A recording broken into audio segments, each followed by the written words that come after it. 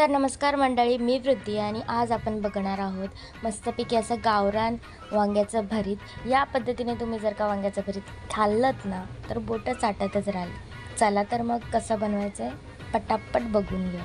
मी इथे वांगं भाजून व्यवस्थित त्याचे सालं काढून ते कुस्करून घेतलं होतं आणि एकदम बारीक कांदा चिरून घेतला आहे, मिरच्या थोड्याशा चिरून घेतल्या, थोड्या म्हणजे अगदी 1-2 मिरच्या घेतलेल्या आहेत मी।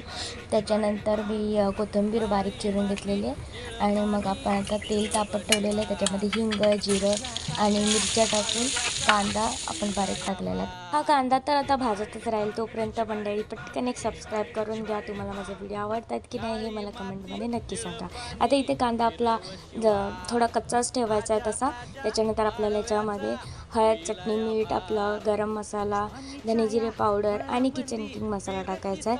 हे सगळं टाकल्यानंतर आपल्याला छान भाजून घ्यायचं आहे आणि त्याच्यामध्ये आपल्याला वांगं टाकायचं आहे। वांगंसुद्धा छान स्मॅश केलेलं आहे आणि ते ह्याच्यामध्ये सुद्धा व्यवस्थित भाजून घ्यायचं आहे। मग थोडंसं शेंगदाण्याचं कूट टाकायचं आहे आणि त्यानंतर कोथिंबीर टाकून आपल्याला छान एक वाफ काढायची आणि आपलं हे वांग्याचं भरीत आहे ते एकदम रेडी आहे खाण्यासाठी।